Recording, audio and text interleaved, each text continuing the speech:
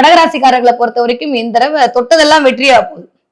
முதல்ல நான் எதுக்கு பெருமூச்சு ஒண்ணுன்னா, ஆரோக்கியம் மேம்பட போகுது. பணத்தாலையும் வந்து சொல்வார்ல ஒரு படத்துல, சேத்துலயும் அடி வாங்கியாச்சு சோத்துலயும் அடி வாங்கியாச்சுன்ற மாதிரி இந்த தடவை பணத்தாலையும் அடி வாங்கியாச்சு ஆரோக்கியத்திலையும் அடி வாங்கியாச்சு போதுண்டா சாமின்னு இருந்த அமைப்பெல்லாம் மாறி இந்த தடவை வேற லெவல்ல இருக்க போறீங்க. ஒன்னே ஒண்ணு உங்களுக்கு மட்டும் சொல்றேன், கடகராசிக்காரர்கள் தயவு செஞ்சு முடியும்னா உங்களுக்கு குலதெய்வம் தெரிஞ்சாலும் சரி குலதெய்வம் தெரியாட்டியும் சரி, இந்த வியாழக்கிழமை நவம்பர் மாதம் வரக்கூடிய இந்த முதல் வியாழக்கிழமை இந்த வீடியோ உங்க கண்ணில் படும் போதும் சரி, இல்ல முதல் வியாழக்கிழமை இல்ல அந்த வியாழக்கிழமை விட்டீங்க அடுத்த மாதிரி தான் பாக்குறீங்களா, பரவாயில்ல, ஒரு வியாழக்கிழமை ஒரு ரூபாய் காயின், ஒரு ஏலக்காய், ஒரு கிராம்பு இதை எடுத்து மஞ்சள் கலர் துணியில, மஞ்சள் கலர் வாங்கிட்டு வரணும்னு அவசியம் இல்லை, ஒரு வெள்ளை கலர் துணி வாங்கிட்டு வாங்க, உங்க வீட்டுல இருக்கக்கூடிய மஞ்சள்ல நினைச்சு மஞ்சள் கலர் துணியாக்கி இதை மூணையும் உள்ள வச்சு ஒரு முடிச்சு மாதிரி பண்ணி உங்க குலதெய்வத்தை வேண்டிக்கிட்டு அந்த இடத்துல கொண்டு போய் வைங்க.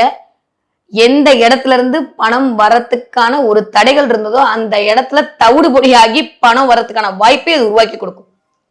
நாட் ஒன்லி தடை, எல்லாமே நல்லதான் நடக்கும். நீங்க எதெல்லாம் ஆசைப்பட்டீர்களோ அதெல்லாம் தங்கு தடையின்றி தடையில்லாம நடப்பதற்கான வாய்ப்பை இந்த சின்ன விஷயம் பண்ணும். நான் எப்பயுமே சொல்ற மாதிரி இந்த தாந்திரிக பரிகாரம் உங்களுக்கு மிகப்பெரிய ஏற்றத்தை கொடுக்கும். இந்த தடவை கடகராசிக்காரங்க உங்களுடைய குலதெய்வத்தை மனசால நினைச்சு ஒரு ரூபாயில கிராம்பு ஏலக்காய் போட்டு முடிச்சு சாமி கிட்ட வச்சுட்டீங்க அப்படின்னீங்கனாலே போதும். இந்த ஒரு மாத காலம் அவ பார்த்துப்பா அவன் பார்த்துப்பான், நீங்க எதுவுமே பண்ண வேணாம்.